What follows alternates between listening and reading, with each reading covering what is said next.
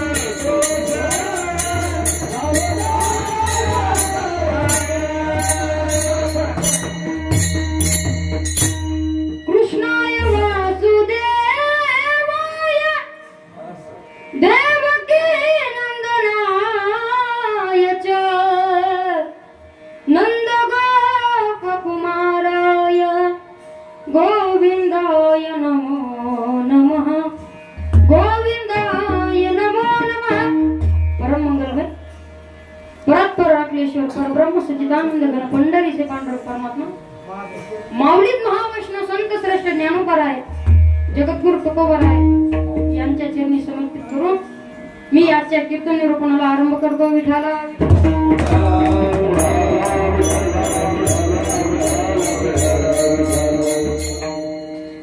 कीर्तनाला सुरुवात करण्याच्या पूर्वी थोडासा अल्पसा पर्याय म्हणजे दिन असाच 400 वर्ष झालं मला वाटतं दादा या गावामध्ये गाथा भजन चालू आहे.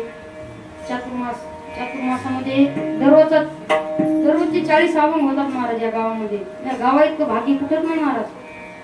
मला तर वाटतंय दुसरं पंढरपूरच काम आहे, कारण पंढरपूरला पण असं चातुर्मास चालू असतो. किती वारकरी येतात. चातुर्मास म्हणजे काय दादा, देगुळकरच्या त्यांच्या घराण्यापासून हे चालू झालेली चातुर्मास आहे. कारण त्यांचे पंढरपूरला देगलूर महाराजांचा मठ आहे. त्या मठामध्ये श्री गुरु चैतन्य महाराज, चंद्रशेखर महाराज यांच्या परंपरेनुसार आता पंढरपूरला जाऊन पहा महाराज. पंढरपूरला सकाळी काकडा, गाथा भजन, संध्याकाळी कीर्तन असा आहे चातुर्मास. आणि या चातुर्मासामध्ये चालत असलेली ही गाथा भजनाची परंपरा वागी येथे चालू आहे. आणि आम्हाला सेवेसाठी आमंत्रित करणारे असे असणारे आमचे जीवलग मित्र म्हणजे रमेश महाराज आंबुरे यांनी आम्हाला सेवेसाठी आमंत्रित केलं. त्यांचं आम्ही गेले 3 दिवस झालं सोबत बाबा. आमची पहिली ओळख होती कुठं आम्हाला हेल्साला भेट झाली. रमेश महाराजाची आमची हेल्साला भेट झाली ना. त्याने चॅलेंज लावलं होतं. म्हणले होते भजनेला जे मागा आबा म्हणे 500 रुपये. मी त्याचा तिच्या चेहरा ध्यानात धरला. चेहरा ध्यानात धरला आणि वागीला बाजारात आलो. बुधवारी बाजारात आल्याच्या नंतर गेले ती आले समोर. म्हणजे महाराज इकडे बस काय तुम्ही? म्हणलं मग तुम्ही ह्या साल होते वाटतंय. ते म्हणजे हो. मी म्हणलं तुम्ही कुठे आले? ते म्हणजे वाघीची सुद्धा.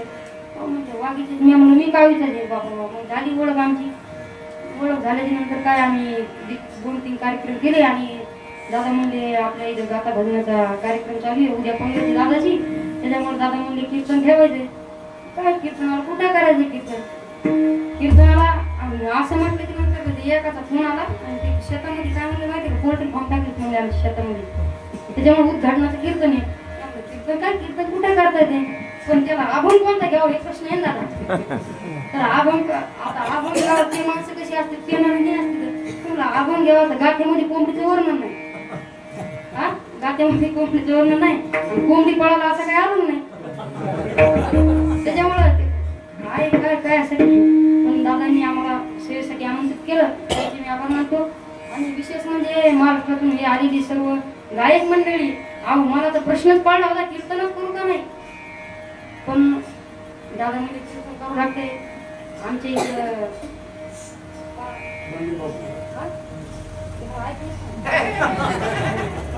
आमचे पंडित महाराज, आमचे सेनापती महाराज, आमचे नामदेव महाराज, आमचे गणेश महाराज ना टेलर म्हणतात, गणेश महाराज ते मी पहिलं सोपन महाराज म्हणायचे, ते नाही का सोपन महाराज पण होते वाटते वाघीमध्ये ऐक ना. आमचे गणेश महाराज, आमचे विठ्ठल महाराज, धानगडचे राजेभाऊ महाराज, रामराव महाराज आणि इकडे सुंदर महाराज वाडीचे आहेत का ते, वाडीचे आहेत का. खूप अशा चांगल्या प्रकारे हा कार्यक्रम चालू आहे. आणि विशेष म्हणजे आमचे राहिलेले ज्यांच्या हातातून नाथब्रह्म असा बाहेर येतो कैलास महाराज दुसरे त्या दिवशी होते ना परत आमचे लक्ष्मण महाराज खंदारे आमचे चिरंजीव लक्ष्मण महाराज खंदारे. आमच्या इकडं महाराष्ट्रातील सुप्रसिद्ध कीर्तनकार असे असणारे आमचे माऊली महाराज वाघ, आमच्या गुरुप्रमाणे असे असणारे सुभाष महाराज यातनीच गाडी येऊ लागलो, गौरव यातनीच गणेशपूर येऊ लागून येता येता पाठी बसले आणि दादा होते. दादा म्हणले तेल घ्यायचे, दादाला मी म्हणलं मला जमत नाही, ती सीट मला जमत नाही. दादा म्हणले मी घेतो. दादाला ती आमची गाडी लागली वाढायला येतो. मी म्हणलं कस तरी सांभाळून घेतो, आता तुम्ही पाय खाली द्या का त्याच्यामुळे घेतो म्हणलं. आमचे दगडचोपचे महाराज, आमचे इकडं प्रल्हाद महाराज, आमचे चॅनलवाले सज्जन महाराज पजई सायखेडा बरोबर. आमचे सज्जन महाराज असतील, सर्वच असतील, सर्व मंडळी गावकरी मंडळी, आमचे संस्था शिकत असणारे कार्तिक महाराज इकडे कोण राहिले दादा, राहिले गेले सगळे जातात. कीर्तनाला पब्लिक कमी आहे, पण एवढी जी पब्लिक आहे का, ती पब्लिक जेवढी कीर्तनाला असायला पाहिजे का तेवढ्या पब्लिक आहे. कारण सगळे ज्ञानवान मंडळी आहेत. कारण आता मग मी आधीच बोलून गेलो, मग कीर्तन आता माऊली महाराज आहेत कीर्तनकार, ते सर्वच कीर्तन करायचं. मग आता मला प्रश्न पडला कीर्तन करू का नाही, त्यामुळेच बोलून गेलो मी. सर्वांचे आभार मानतो. आणि या गावामध्ये चालत असलेल्या गाथा भजनाची परंपरा मागं होती, चालू आहे आणि चालू राहणार असं तुम्हाला वाटतं. हा, खूप असं सुंदर नियोजन केलं. मी सर्वांचे आभार मानतो आणि कीर्तनाला सुरुवात करू. मी इकडे बाबा आली ना काय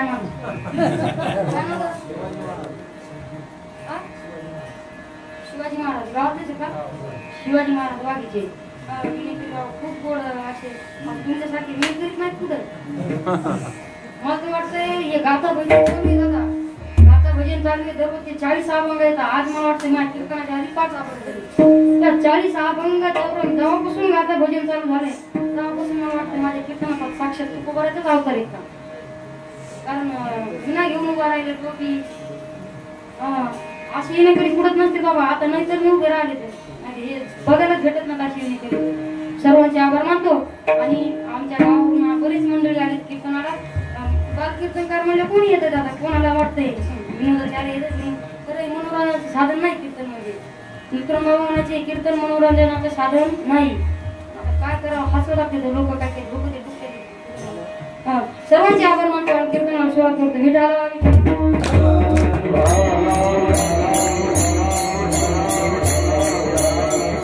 अभंग जगद्गुरु तुकोबाराचा, अभंगामध्ये तुकोबारा सांगतात तुकाराम तुकाराम नाम घेता कापे यम. तुकाराम नाम घेतल्यावर काय होईल, यम पण कापतो महाराज, यमाचं धोतर सुद्धा फाटतं तुकाराम नाव घेतल्यावर. कारण एवढी ताकद तुकाराम नावामध्ये आहे. कारण तुकाराम तुकाराम नाम घेता कापेयम आणि धन्य तुकोबा समर्थ जेने केला हा पुरुषार्थ. आणि काय केलं माझ्या तुकोबरांनी? अहो तुकोबराचा गाता पाण्यामध्ये बुडीला. बुडील्याच्या नंतर तो गाता दगडासहित वर आला. एवढी ताकद तुकोबराची होतं, समर्थ तुकोबराचं होतं. धन्य तुकोबा समर्थ जेने केला हा पुरुषार्थ जळी दगडासहित वया जायच्या आता लिहिलेला आहे. तुकोबराच्या वया करल्या. मला वाटतंय तुकोबराच्या गाथ्यासोबत दगड तरले महाराज. मग तुकोबराच्या गाथ्यासोबत दगड तरले म्हणल्यावर आपला मनुष्य रूप एखादा जरी आपण वाचला तरी आपण या भवसागरातून तरुण जातो का नाहीत महाराज? तुकोबराच्या गाथा वाचा. त्या गाथ्यामध्ये माणसाचा जीवनाचा उद्धार आहे. आणि नाही जर तुकाराम नाव घेतलं तर काही खरं नाही जीवनामध्ये. कवा काळ येईल काय सांगता येत नाही, कवा खाईन काय सांगता येत नाही. कारण या जीवनामध्ये असा जन्म भेटलेला आहे, पुन्हा हा जन्म भेटणार नाही. कारण या जन्मामध्ये आलं तर या जन्माचं सार्थक करून घ्या. तुकोबराय पण म्हणले मी तुमचे विनोदी करतो म्हणले. काय मुख टाळी बोला, मुखाने नाम करा म्हणले, हाताने टाळी वाजवा म्हणले, नामस्मरण करा म्हणले. कारण काळाची एवढी पडेल, काळाची उडी कवा पडेल काय सांगता ती का? त्याच्यामुळे भजन करा म्हणले तुकोबराय. जाऊ द्या आपण म्हणतो तो धन्य तुकोबा समर्थ जेने केला हा पुरुषार्थ. आणि तुझ्या म्हणजे जे रामेश्वर भट्ट त्या ब्राह्मणांना सांगू लागले तुकोबरा म्हणजे विष्णूचाच अवतार आहे. विष्णू तुकोबराच विष्णू असा या अवतार आहे. विठ्ठला विठ्ठल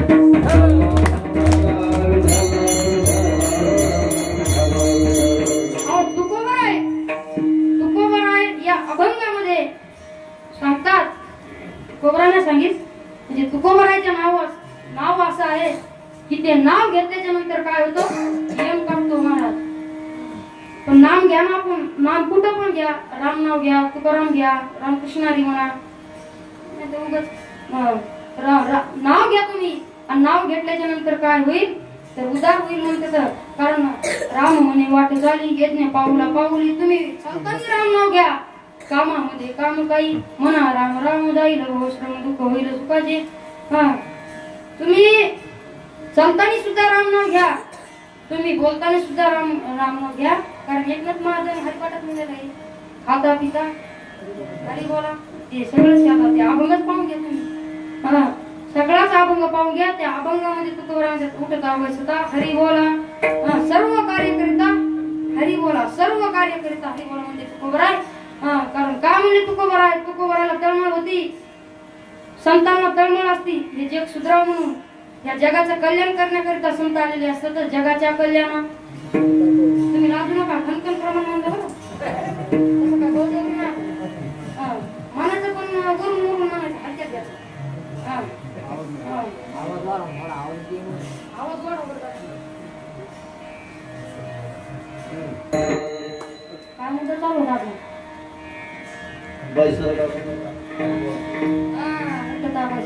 हरी बोला. एक जण कीर्तन म्हणलं त्यामुळे काय चालू कीर्तन तुमचं चालूच आहे. त्याच्यातला मुद्दा काय होता? विठ्ठल महाराज म्हणले कुठं आवश्यकता हरी बोला. तुम्ही सर्व कार्य करिता काय बोला म्हणले एकनाथ महाराज हरी बोला म्हणले. का बोलले? कारण त्यांना तळमळ होती की जगाचं कल्याण व्हावा. जगाच्या कल्याणा संतांच्या देह कष्टविती परोपकारे. मग आपण नाव घ्या ना. तुकोबराय लागून या पाया गिरवितो तुम्हाला तुकोबराय म्हणतात. मग आपण नाव घ्या प्रमाण म्हणतात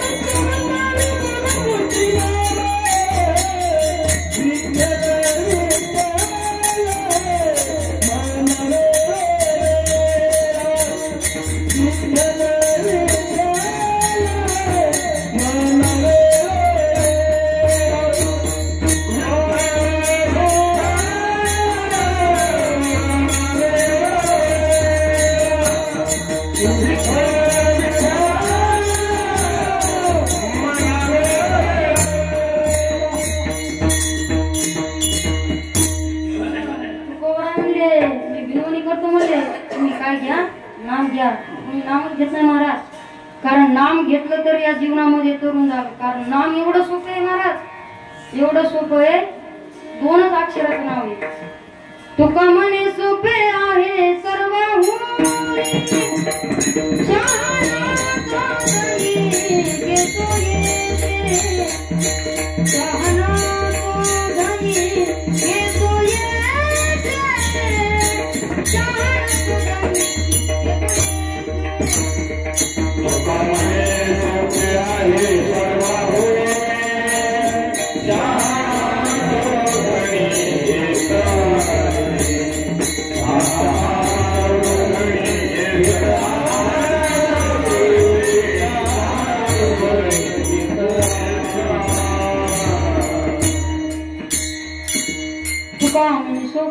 आहे सर्वहुनी शहाणा धनी घेतो. तुम्ही राम नाव घ्या म्हणले तुकोबर आहे. राम तुम्ही राम नाव घेतल्यावर का अभंगा सांगितलं. राम म्हणता राम घ्यायचे, पदी परिसोनी पदवी घ्यायचे, ऐसे सुखवचनी आहे विश्वासी अनुभव आहे. राम म्हटल्याच्या नंतर तुम्ही राम व्हाल असं तुकोबर आहे म्हटले. राम म्हणा कारण तो हृदयामध्ये पण आहे. तैसा हृदया माऊलीची उभी आहे. माऊली सांगतात तैसा हृदयामध्ये निराम असत सर्व सुखाचा आराम इम्रान तसे काम विषयावरी. माऊली सांगतात राम हे आपल्या हृदयामध्येच आहे, पण त्याला भाव लागतो महाराज, भक्ती लागते. तुम्ही राम नाव घ्या म्हटले. राम नाव घेतल्याच्या नंतर काय होईल तर तुम्ही या भवसागरातून तरुण जाताना म्हणले. कारण राम नाव नाही घेतलं असा अनमोल असा जन्म भेटलेला आहे. तुम्ही या देहात येऊन काय करा म्हणले, भजन करा म्हणले. देह कशात दिलेलं आहे.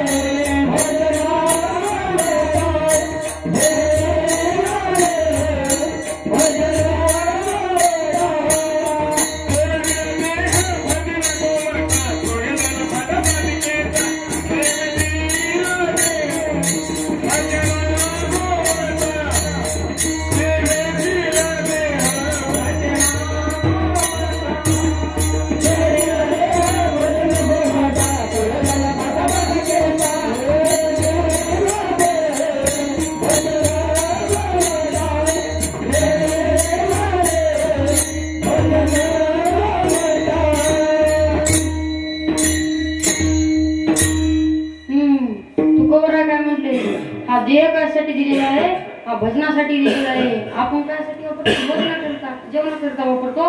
पण हा देहामध्ये आलं तर देहामध्ये आल्याच्या नंतर काय करा म्हणजे भजन करा.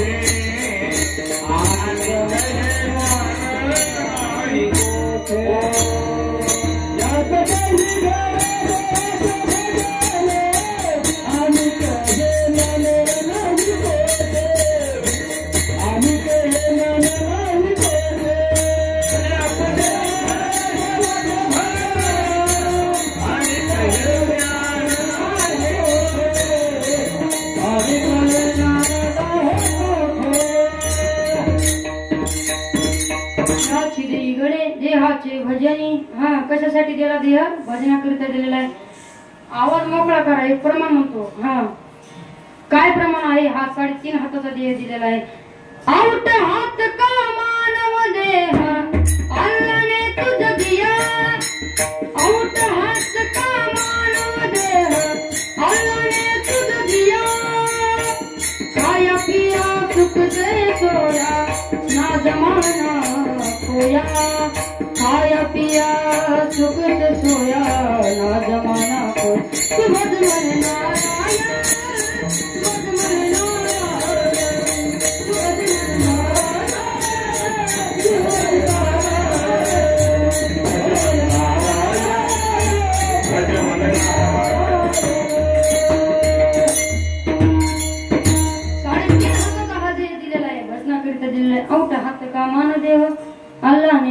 पूजा बाबा रामदासांना बटेन राहू द्या माईक बटेन राहू द्या म्हणजे ते राहू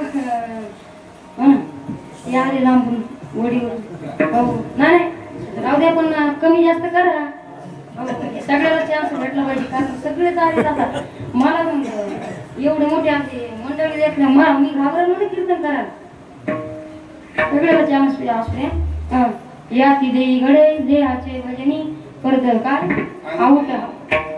आऊट हात का मान देह अल्लाह ने तुझ दिया खाया पिया सुख से सोया ना जमाना खोया आज 3.5 हाताचा देह दिलेला आहे तो कशा करता दिलेला आहे भजना करता भजन करा विठाला विठाला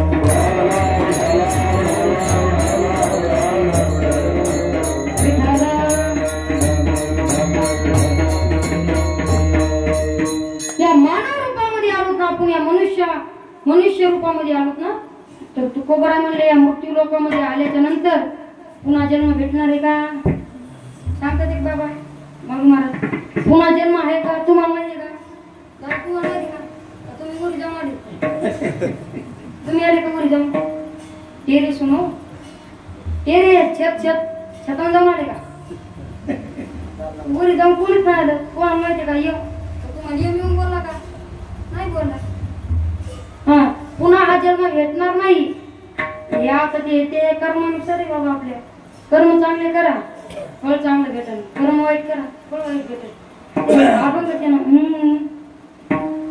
जैसे जाच कर्मा तैसे फळ देतो रे ईश्वर जगी जीवनाचे सार या जगी जीवनाचे सार या जैसे जात कर्मा कैसे फल देतो रे ईश्वर जैसे जात कर्मा कैसे फल देतो रे ईश्वर जगी जीवनाचे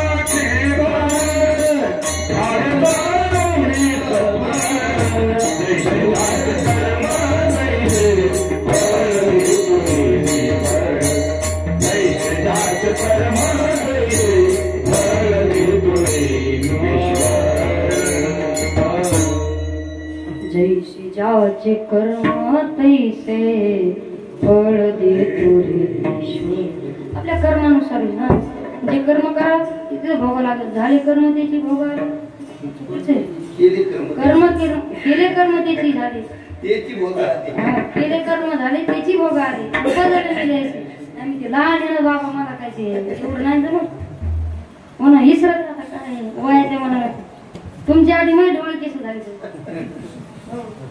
हा आता काय होते कमी जास्त लहान लेकरू आता तुमच्या बोटीत घेऊन घ्या मला आता काय जैसे जाचे कर्म तैसे फळ देतो ईश्वर जसे कर्म कराल तसे भोगाल म्हणतात त्याच्यामुळे तुम्ही काय करा नाम घ्या कोणतं नाम घ्या अभंगाच्या पहिल्या चरणात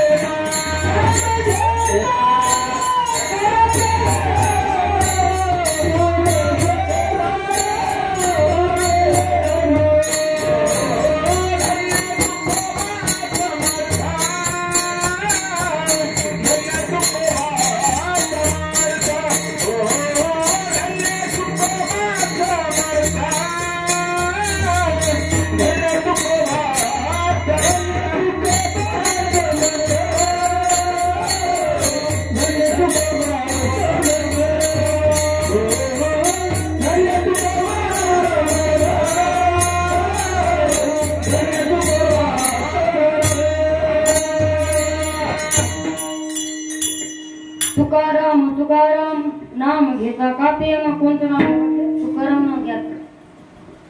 अभंग कोणाचा आहे? रामेश्वर भट्टाचा अभंग आहे.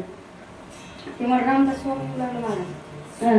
रामेश्वर भट्टाचा अभंग आहे. रामेश्वर भट्ट काय सांगतात या अभंगातून म्हणतात, तुकाराम तुकाराम नाम घेता का पेय.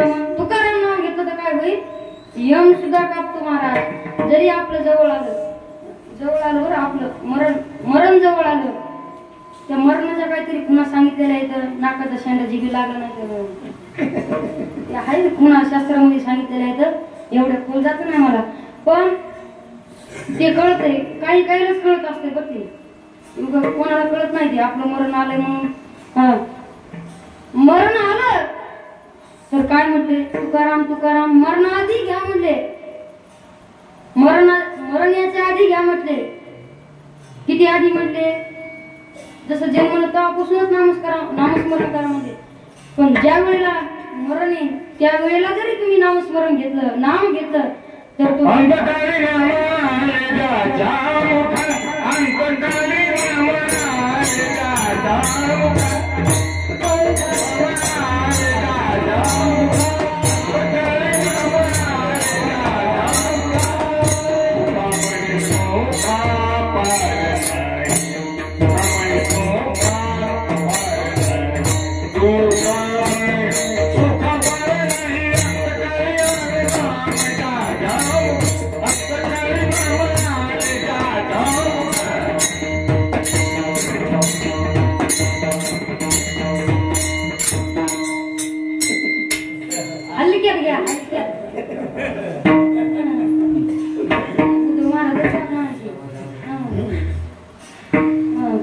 अंतकाळी मुखा आले ज्याच्या मुखा. अंतकाळी नाम आले ज्याच्या मुखा. अंतकाळीला ज्याच्या मुखातून नाम येईल तो पण काय होईल? तरण. कारण आज्या मेळ्याची कथा माहितीच आहे सर्वांना. आज्या मेळ्या पापराशी. आज्या मेळ्या कोणता? पापी होता, क्रूर होता. तो काय करायचा? मारायचा आणि तो पहिले अग्नीची पूजा करायचा बरं आज्या मेळ्यात. आणि पूजा करता करता ते वेश्याकडे ध्यान गेलं. वेश्याकडे ध्यान गेल्याच्या नंतर आज्या मेळ्यात त्याचं पाप चालू झालं. मग तो मारू लागला, तो वेश्यामध्ये हे करू लागला. त्यामुळे एके दिवशी तो नारदाच्या घरी गेला. नारदाच्या घरी गेल्याच्या नंतर नारद आले. तो काय म्हणला? आज्या मेळा म्हणला, मी सगळ्याला मारू शकतो पण तुम्हाला मारू शकणार नाही. कारण तुम्ही काय नारद येतं, तुम्हाला मी मारले मला खूप पाप लागेल. आणि पाप तर झालतच महाराज. मग ते ब्राह्मण ते नारद काय म्हणाले? नारद म्हणाले, माझी एकच मागणी आहे तुझ्याकडे. काय म्हणले? काय म्हटले ते म्हटले, तुझ्या पोराचं जे जन्म होईल का त्यावेळेला काय म्हणले? तुझ्या पोराचं नाव काय ठेव म्हणले? नारायण नाव ठेव म्हणले. आणि नारायण नाव ठेव म्हटल्याच्या नंतर आज्या मेळ्याला एक पोरगं झालं. पोरगं झाल्याच्या नंतर आज्या मेळ्या आता पाप करू लागला. पाप करता करता आज्या मेळ्याचं आलंच आपल्या इकडे पाहिली भरी म्हणतात, पाहिली भरी म्हणतात. तसे पाप करता करता आज्या मेळ्याची भरली पाहिली. आज्या मेळ्याचं पाप वाढलं. आज्या मेळ्याची काळाची उडी पडली. आज्या मेळ्या शेवटला मग काय म्हटलं लागला? आज्या मेळ्यानं देवाचं नाव पण घ्यायचं नव्हतं आज्या मेळ्याला. पण तो काय म्हटला माहिती का? आज्या मेळ्या म्हटला, नारायणा धाव म्हटलं मला. नारायण नाम होऊ देवानो, नारायण नाम होऊ देवानो, नारायण नाम होऊ देवानो, नारायण नाम होऊ देवानो.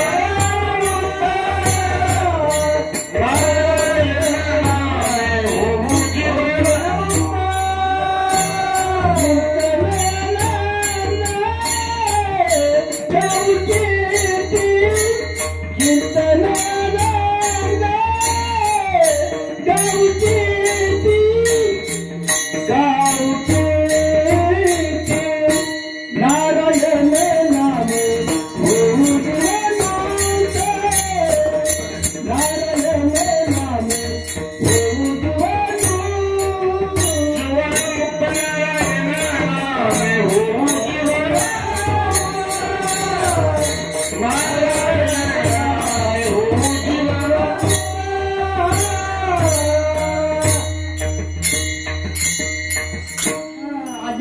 शेवटला नारायण नाव घेतलं. नारायणा धाव वाचे म्हटला, आपल्या स्वतःच्या पोराला म्हटला. तो काय म्हटला, मला वाचे म्हणतो नारायणा. आणि नारायण म्हणता म्हणता काळ आला. काळाची तेवढ्यामध्ये नारायण नाव घेतलं. मरता मरता काय घेतलं, नारायण नाव आलं. आणि नारायण नाव हे उत्तम नाव आहे. उत्तम नावाची म्हणून विष्णूच्या दूताचे आणि यमाच्या दूताचे लागले भांडणं दोघांचे. नाही विष्णूचे दूत म्हटले हे आमचे गिरायके आणि यमाचे दूत म्हणले हे आमचे गिरायके. मग आता हे सगळं असं भांडणं झाले. गेले विष्णूकडे गेले. विष्णूकडे गेल्याच्या नंतर मग म्हटलं विष्णूला म्हणले याने मरतानी विष्णूचे दूत काय म्हटले, या मरतानी काय म्हटले, आमचं नारायण नाव घेतलं, पुण्य पुण्य लागलं याला.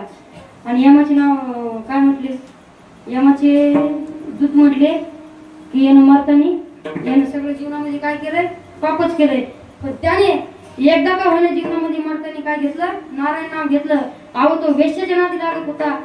खूप असं ब्राह्मणाला मारून त्यांनी खूप असं पाप केलं. बघा ना, एकदाच नारायण नाव घेतलं आणि नारायण नाव घेतल्याच्या नंतर बघा त्याचा उद्धार झाला. एवढी नामाची ताकद आहे. आणि नामाचं सांगायचं गेलं तर नामाने खूप जण तरले. कोण नाम जपतात, नामे तरला नाही कोण, नामे तरला नाही कोण, नामे तरला नाही कोण, नामे तरला नाही कोण, नामे तरला नाही कोण, तरला नाही कोण, नामे तरला नाही कोण, नामे तरला नाही कोण, नामे तरला नाही कोण.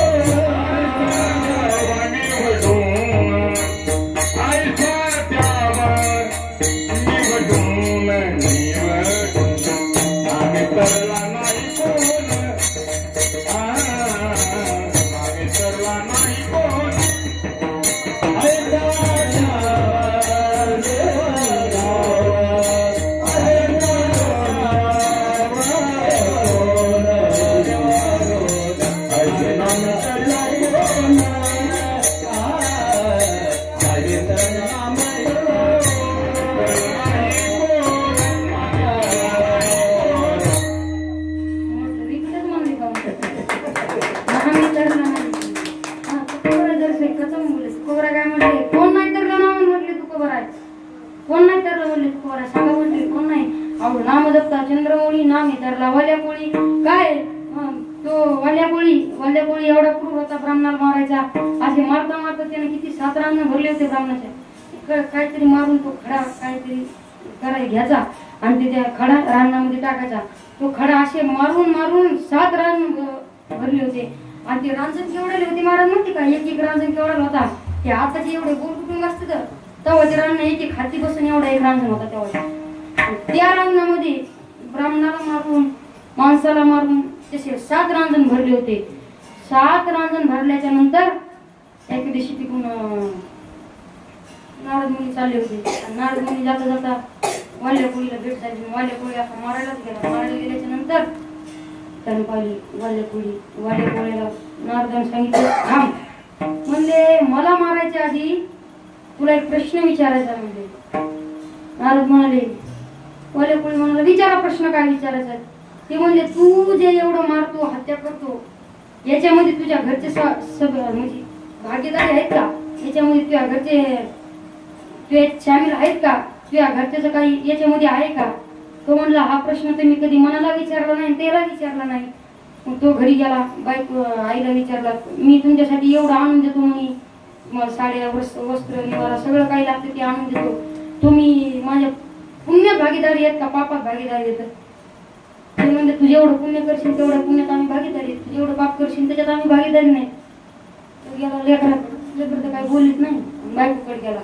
बायको म्हणजे मी दररोज देवळात जाते, वाघीच्या त्या रुक्माईच्या मंदिरात जाते, कीर्तन ऐकते, कृष्ण महाराज आणि आपला येते प्रवचन ऐकते, गाथा भजन ऐकते, 40 अभंग वाचते. मग तो गेल्याच्या नंतर बायको म्हटली मी तुम्ही जेवढं पुण्य कराल तेवढेच मी तुमच्या पुण्यामध्ये काय भागीदारी आहे. मग तो आला, जाताना असा आयटीला हाण लागला, येताना मान घालून खाली घालून आला. आणि आल्याच्या नंतर नारद मुनी म्हणाला नाही म्हणे मला क्षमा करा म्हणे, मला क्षमा करा. आणि मग नारद मुनी काय म्हणाले नारद मुनी म्हणाले तू काय कर, राम नावाचा जप कर. अहो एवढं पाप होतं त्या वाल्या कोळ्याचं, त्याला राम सुद्धा म्हणता येत नव्हतं. बरं आपल्याला म्हणता येते भाषा समजा, आपल्याला म्हणता येते राम. अहो ते वाल्या कोळ्याचं एवढं पापी होता, आणि पापी असताना त्याला राम सुद्धा म्हणता येत नव्हतं. तो काय म्हणत होता माहितीये का, मरा मरा मरा मरा शब्द वापरत होता. पण मराचाच उलटा काय झाला, राम झाला. मराचाच राम होतो, राम राम राम, ते रामाचाच विचार झालाय. मग तो बसला आणि 1000 वर्षांनी नारद मुनी आल्याच्या नंतर तिथे वारूळ झालं. वारूळ झाल्याच्या नंतर तो वाल्या कोळीचा सापळा काढला, त्याच्या डोक्यावर ठेवला आणि त्याला कल्याण, त्याला वचन दिलं, त्याला आशीर्वाद दिला. काय दिला आशीर्वाद, रामायण घडायच्या आधी तू काय लिहिशील, त्याला रामायण रामा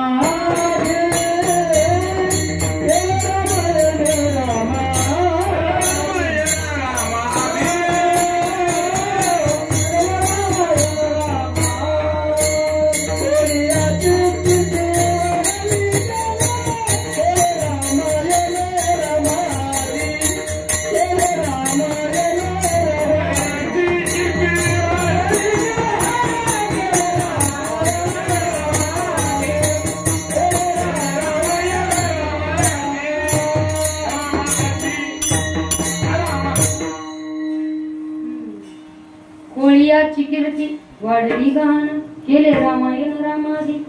राम जन्माच्या आधीच काय लिहिलं त्यानं, रामायण लिहिलं.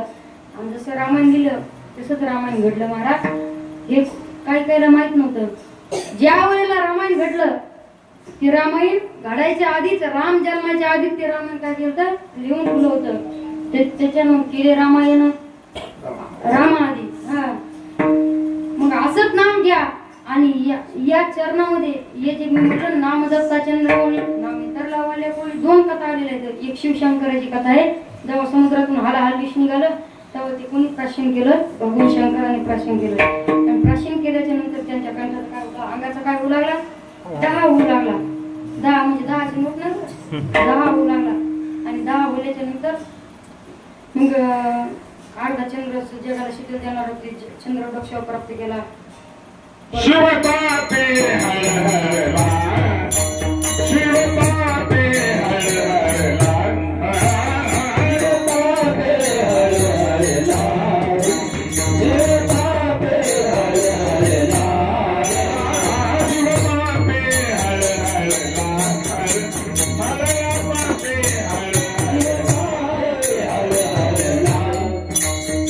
शिवपापे हरला.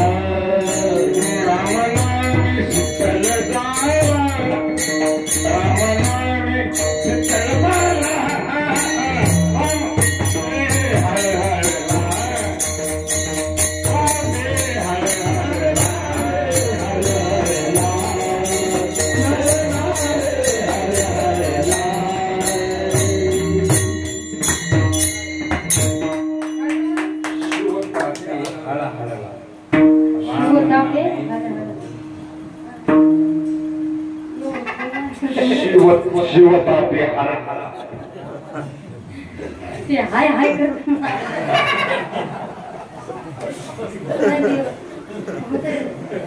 तुम्ही ते बरोबर म्हणलं, मला ऐकायला आला हाय. ते शब्द तसाच आहे, उच्चार. म्हणजे हाल विष निघालं, ज्या वेळेला समुद्र म्हणतो त्यावेळेला हाल विष निघालं. आणि ते सगळे 14 रत्न निघाले, ते सगळे देवदेवतांना वाटून घेतले. आणि वाटून घेतल्याच्या नंतर ज्या वेळेला हाल विष निघाले त्यावेळेला ते प्राशन कोण केलं, भगवान शंकराने प्राशन केलं. आणि 20 प्राशन केल्याच्या नंतर त्यांच्या अंगाचा 10 होऊ लागला. त्यांनी अर्धा चंद्र डोक्यावर घेतला. परत गळ्यामध्ये साप धारण केला. परत गंगामाया डोक्यावर घेतली. आणि एवढं होऊन सुद्धा त्यांचा 10 थांबला नाही. मग काय केली त्यांना काय केलं, त्यांना राम नाव घेतलं. राम नाव घेतलं काय प्रमाणे भजन करीना श्री राम जय जय राम, श्री राम जय जय राम, श्री राम जय जय राम, श्री राम जय जय राम,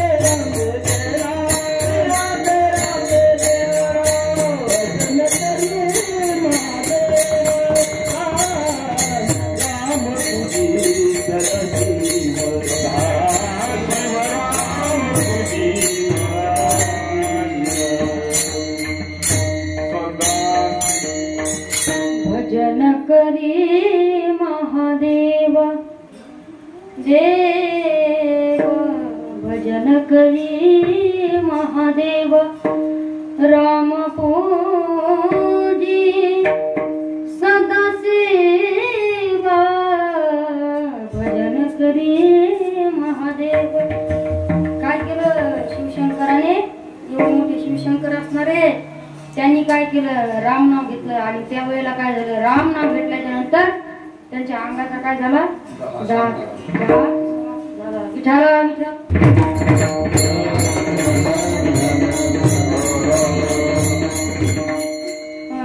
एवढी राम नावात ताकद आहे म्हणून तुम्ही कुठं जाता राम नाव घ्या. राम म्हणे वाटे झाली यज्ञ पावला पावली, राम म्हणे करिता धंदा सुख समाधीने त्या सदा. राम धंदा करताना सुद्धा तुम्ही राम नाव घ्या. राम म्हणे ग्रासोग्रासी तुझी जेवीला उपवासी. हा अभंगच आहे सगळा. प्रत्येक कुठं काही करताना तुम्ही काय म्हटले? राम नाव घ्या. बाबा तुम्ही नांगर जरी असले आणि असले तरी काय म्हटले?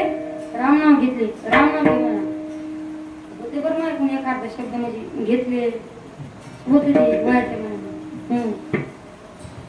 राम नाव घ्या म्हटले. आणि इथं काय म्हटले? तुकाराम तुकाराम. मग राम नाव घ्याच म्हणले, पण राम नाव घेतल्याच्या नंतर काय होईल या अभंगामध्ये? धन तू कोबा समर्थ, धन तू कोबा समर्थ,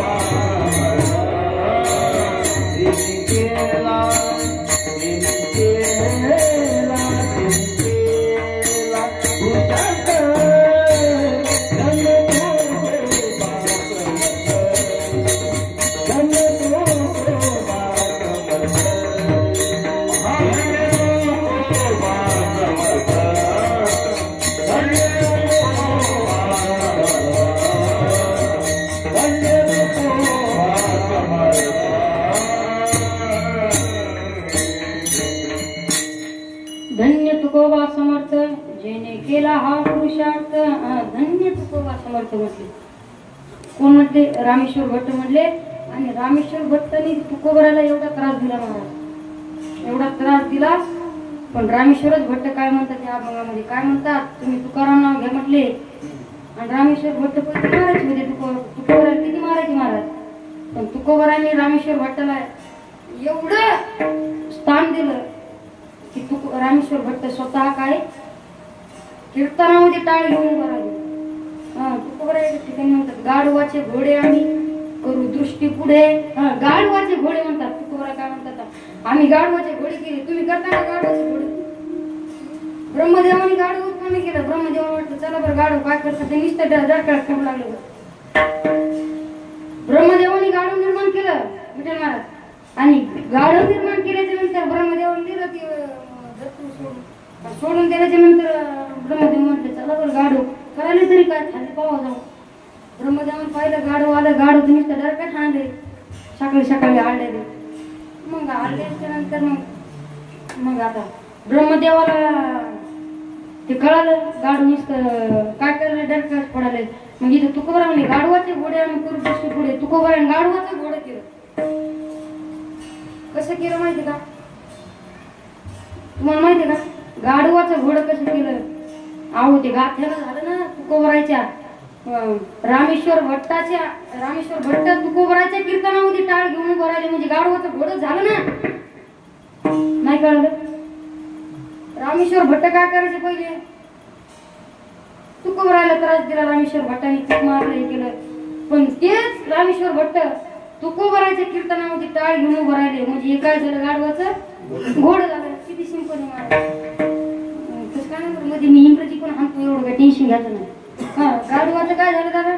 घोडं झालं. तुम्ही करता का परत महाराज गाढवाचं घोडं सागावर महाराज का तुम्ही करता? गाढवाचं घोडं कोणीच करू शकणार नाही.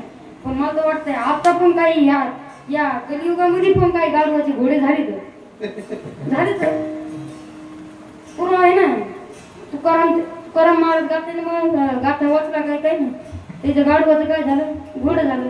म्हणून काय म्हणतात, गाढवाचे घोडे आम्ही करू दृष्टी पुढे.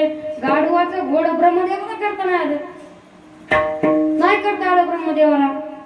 हो, गाढवाचे घोडे आम्ही करू दृष्टी पुढे. मग तुकोबारांनी काय केलं, गाढवाचं घोडं केलं.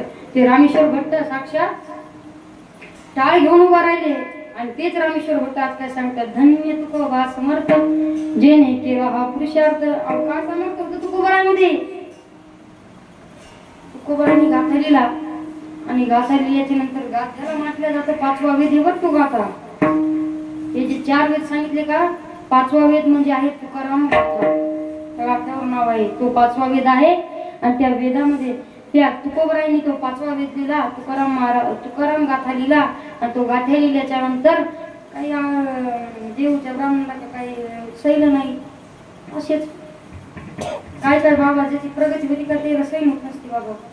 ते कसं असतं माहिती का, कुत्र्याला गतीने भावकीला प्रगती सैन होत नसते. भावकीत नाही, भावकी सोडून पण ते आता पुढे चाललं ना तर ते होत नाही. मग जसं तुकोबारांनी आगम दिले ते लोकांना जमलं का, नाही जमलं. तसं मग काही काही असते तर चांगल्याच रस्त्याला गती विरोधात याला म्हणते बटई. असंच राहते बटई कमी जास्त. मग ते अभंग गाथा लिहिला आणि गाथा लिहिल्याच्या नंतर तो गाथा आळंदीच्या ब्राह्मणाने, आपल्या देऊच्या ब्राह्मणाने तो गाथा काय केला, पाण्यामध्ये बुडीला. तो गाथा बुडीत आणि बुडला का नाही, बुडाला. आणि बुडाला नाही म्हणून त्यांनी काय केलं, त्या गाथ्याला दगड बांधले. दगड बांधले आणि ते पाण्यात सोडून दिला. सोडून दिल्याच्या नंतर तो गाथा काय दगडात खाली खालीच राहिला. 13 दिवस तुकोबारांनी इंद्रायणीच्या काठावर बसून उपोषण केलं. 13 दिवस उपोषण केल्याच्या नंतर 14 दिवशी तो गाथा काय झाला, दगडा सगळं उडी आला. बघा बरं, तुकोबाराची भक्ती, तुकोबाराचा भाव, एकनिष्ठता तुकोबाराची. तो गाथा काय झाला, उडी आला. अहो तुकोबाराचा गाथा बुडीत आणि म्हणून लागले, मी ज्या हाताने गाथा लिहिला ते हात तोडा. ज्या पायाने मी त्या गाथ्याला कुठं इथं टेकलं तिथं टेकलं ते पाय तोडा. ज्या वाणीने मी ते गाथा लिहिला माझी जीभ तोडा मग लागली. पण तुकाराम महाराज म्हणजे काय, तुकाराम महाराज म्हटले की माझ्या गाथ्याला काही करू नका म्हटले. कारण या गाथेमध्ये जगाचं कल्याण महाराज. अशी सार्थ ज्ञानेश्वरी ज्ञानोबारांनी लिहिली, ज्ञानोबारांनी ज्ञानेश्वरी, तुकोबारांनी तुकोबाराचा गाथा. अशा असणाऱ्या अनेक संतांनी आपल्याला उद्धार करता ज्ञानेश्वरी दिली, गाथा दिला. एवढं भाग्य आहे आपलं. पण आपण एका महाराज. त्यामुळे तुम्ही नाम घ्या म्हटले. आणि तो गाथा ते बुडाला. आणि बुडाल्याच्या नंतर 13 दिवस उपोषण केल्याच्या नंतर 14 दिवशी तो गाथा दगडा सगळं वरी आला.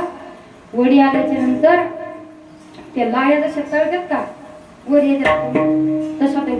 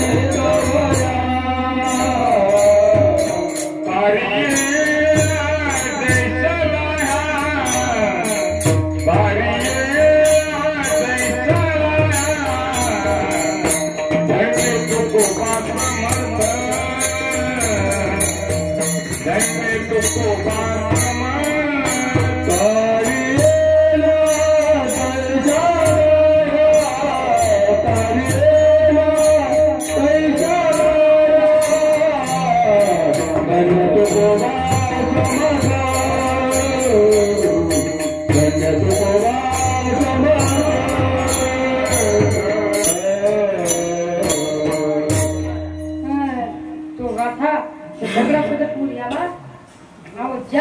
जो गाथा लिहिला तुकोबारांनी, जो गाथा लिहिला त्या गाथ्याला काय बांधले होते, दगड बांधले होते बरं.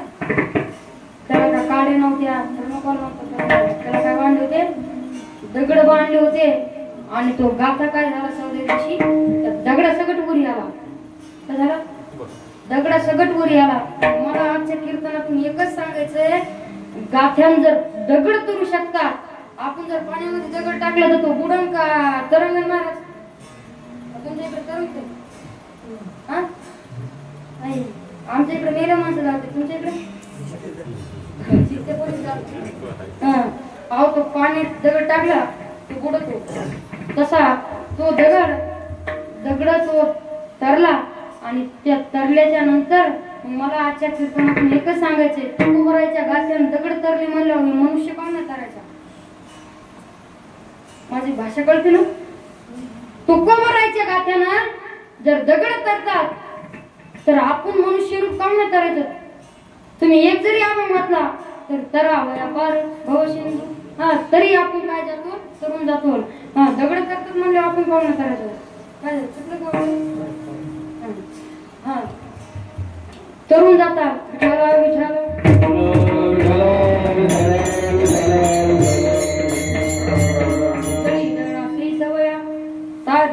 जैशाला हा त्या लाया तशा तरतात कसा तो गाथा उद्याला आणि रामेश्वर भट्ट या आपण सांगतात तुकोबराचे काय सामर्थ्य होतं महाराज हा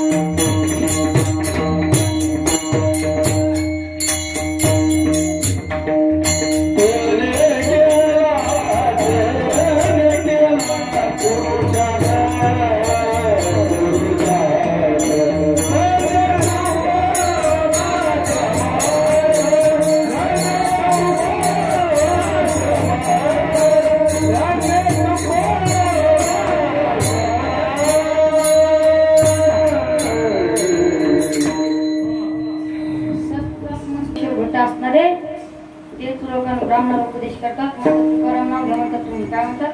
तुकाराम नाव घ्या. तुकाराम नाम घेता का तुकाराम नाव घेतलं काय होईल? तर काय होईल? तर यम सुद्धा कापतो. कारण तुकोबाईचं नाव घ्या म्हटले आणि तुकोबारा म्हटले तुम्हाला जर त्या यमाच्या गावात सुद्धा नसलं जातं तर काय तरी काय करा तुम्ही नाम घ्या. नका जाऊ त्या गावात. नाम नामधारकाच्या शिवा हातानं आपण काळ आपल्या जवळ घेतो. माणसाने या देहामध्ये आले तर भजन करायला पाहिजे आणि भजन केल्याच्या नंतरच माणूस काय होईल तर तरतो आणि तो भवसागरातून तरतो. भजन केलं तरच काय होईल तर माणसाचा उद्धार होईल. तुकोबरा म्हणले त्या यमाच्या गावाला सुद्धा जाऊ नका. गावालाच काय शिवाला सुद्धा जाऊ नका. नका जाऊ त्या गावा नामधारकाच्या शिवा पूर्ण अभंग करून या. तुकोबरा म्हणले अजिबात यमाच्या गावाला जायचं नाही. तुम्हाला जर गावाला जायचं नसेल तर काय करा आपण आपल्या हाताने यमाला आमंत्रण देतो. बरं आपल्या हाताने आपणच आपल्या हाताने यमाला आमंत्रण देतो. तर कारण आपण आपल्या हाताने यमाला आमंत्रण करते तो महाराज माहिती का या देहामध्ये आलोच ना आपण तर आपण भजन करीत नाही. आपलं पाप होते सगळं. या देहामध्ये आलं तर भजन केलं तर काय होईल माणसाला काय भेटल मोक्ष भेटल. मोक्ष पाहिजे असेल तर काय करा तर देवाचं भजन करा. विठाला विठाला रामेश्वर भट्ट सांगतात तुम्हाला तरुण जायचं असेल तर काय करा या जन्मामध्ये आलात ना तुम्ही या मुक्ती लोकांमध्ये आलात ना तर तुकाराम नाव घ्या. तुकाराम तुकाराम नाव घेता कापी धन्य तुकोबा समर्थ जेणे केला हा पुरुषार्थ समर्थ. अहो काय तुकोबराचे सामर्थ्य होतं काय सांगू तुकोबराच्या कीर्तनामध्ये मूल मेलं. तुकोबराच्या कीर्तनामध्ये मूल मेल्याच्या नंतर ती बाई आली. ती बाई म्हटली तुकोबराला तुला ते मूल ठेवलं आणि ठेवल्याच्या नंतर काय म्हटली ती बाई तुमच्याच कीर्तनामध्ये काय मेले मूल मेले म्हणते. मुलगा मेला म्हणते त्याला जीवित करा म्हटले. तुकोबरा म्हणते आणि जीवित करायला ब्रह्मदेवाला जमलं नाही मेलेला माणूस. कळलं बाबा एकदा वरी गेल्यावर काय करायचं कोणी वापस मी मगच मुलं वरी जाऊन पुन्हा आले तर आले तुम्ही गेलते नाही वरी गोपाळ महाराज तुम्ही गेलते वरी जाऊन कोणीच नाही आलं. आता मेलेलं माणूस जिथं कसं करायचं. तुकोबरा म्हणते ब्रह्मदेवाला जमलं नाही ते मेलेला माणूस. श्री गुरु चैतन्य महाराज देगलूरकर सांगतात ना चैतन्य महाराज म्हणतात अहो ब्रह्मदेवाला पण जमलं नाही मेलेला माणूस जिथं करायला ते तुकोबराने करून दाखवलं. काय म्हणतात तुकोबरा आपल्या वासुदेवामध्ये सांगतात ना गुळावर तिथं त्याच्यामधलं प्रमाण आहे. ते प्रमाण असं आहे मेलं माणूस जिथं कुठं गेलं वेळ काळात ते ग्रास केला. अहो ते तुकोबराने ते मेलेलं मूल काय केलं जीवित केलं. एवढी तुकोबराचं सामर्थ्य होतं. अहो तुकोबराचं सामर्थ्य काय सांगायचं. तुकोबरा खूप तुकोबरा जेवढा गाथा बुडीला तरी तुकोबरा काय म्हटले जरा काही म्हटले नाही. कारण त्यांच्या अंगात दया होती शांती होती क्षमा होती. त्यांनी दया क्षमा शांती सर्व त्यांच्याकडे सामर्थ्य होतं. त्यामुळे तुकोबरा काय बोलले का महाराज कारण एवढा मोठा तुकोबराचा गाथा पाण्यामध्ये बुडला तरी तुकोबरा कोणाला काय म्हटले का नाही म्हटले. कारण तुकोबरा उलटच आपल्या अंगावर म्हणतात माझे पाय तोडा माझे हात तोडा महाराज एवढं तुकोबराचं सामर्थ्य होतं. आणि या अभंगामध्ये रामेश्वर भट्ट तुकोबराचे महात्म्य तुकोबराचं नाव घेतल्याच्या नंतर पुढे काय होईल सांगतात. कारण जे रामेश्वर भट्ट तुकोबराला त्रास देत होते तेच रामेश्वर भट्ट आज तुकोबराचा अनुभव सांगतात. एवढं तुकोबराची सामर्थ्य होतं महाराज. काय हो रामेश्वर भट्ट तुकोबराला मारायचे. तुकोबराने मारता एका दिवशी तुकोबराच्या अंगावर गरम पाणी टाकलं. गरम पाणी टाकल्याच्या नंतर तुकोबरा देवाचा धावा करू लागले. काय माझी काया लागला चलो माझी काया लागला माझी काया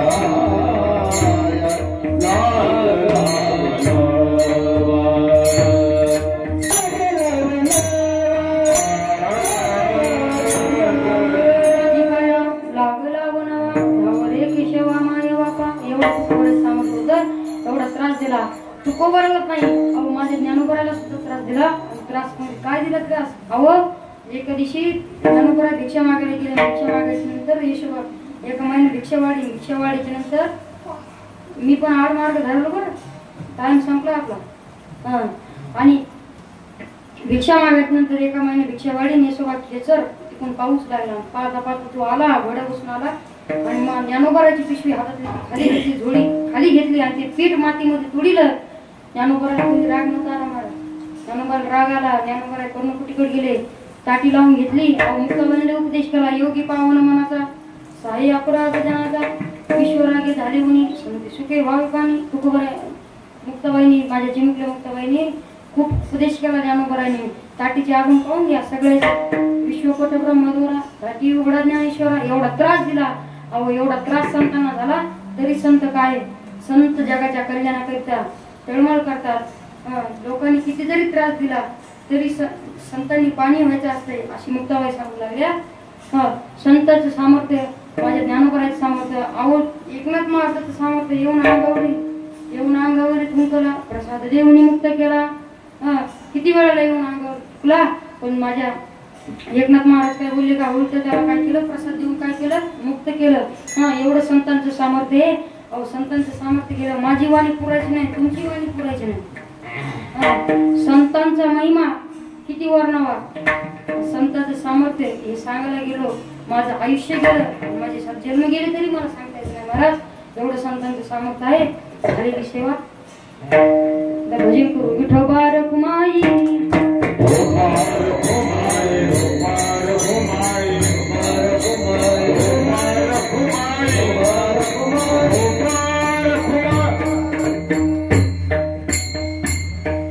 झालेली कीर्तन सेवा माझे गुरु हनुमान महाराज घाटगे यांच्या चरणी समर्पित करतो त्यांचे गुरु पांडुरंग महाराज घाटगे व त्यांचे गुरु नथुराम बाबाच्या नावानं संस्था आहे घरात नथुराम म्हणजे आमच्या महाराजाचे वडील आहेत का ते नथुराम बाबाकडे शिकले आणि आमचे गुरुजी त्यांच्या वडिलाकडे शिकले म्हणजेच घराची परंपरा चालली बाबा नथुराम बाबाच्या नावानं संस्था आहे नथुराम बाबा वारकरी शिक्षण पाठशाळा आळंदी देवाची संस्थेने शिक्षण घेत आहे शिक्षण चालूच आहे मी तुमच्या वयाने लहान आहे तुम्ही सर्वजण मंडळी आहेत माझ्यापेक्षा मोठे आहेत जरी हुकलं चुकलं तरी तुमच्या आता टाकून